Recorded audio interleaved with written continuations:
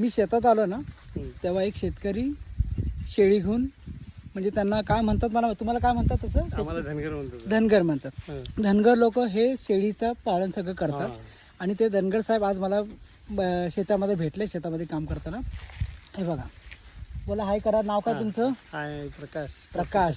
प्रकाश तुम्ही प्रकाश इदगुळे. हे तुमची किती बकऱ्या आहे सगळ्या? ह्या सगळ्या हे आहे की 200-250 आहे. 200-250. म्हणजे तुम्ही ह्या बकऱ्याचा करतात काय, म्हणजे तुम्हाला काय फायदा काय, तुम्ही काय असं? फायदा फक्त काय लोकरीसाठीच फायदा आहे आणि ओके. विकणे काय मेंढा झालेले जास्त ठेवून चालत नाही आम्हाला. ओके, मेंढ्या जास्त ठेवून चालत नाही.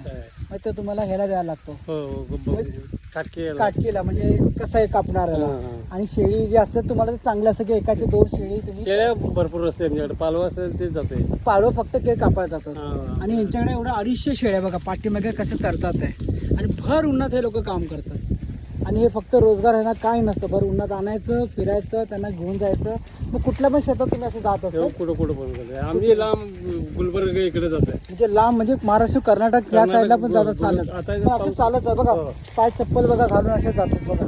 आणि आपण मुंबई शूज घालून फिरतो. यांची कशी काय असतं बघा उन्हात. आणि बघा पाण्याची बाटली बघा कशी घेते. हे बघा कसं ना, बघा हे बघा व्हिडिओ आणि लाईक करा यांना, काकांना बाय करा काका.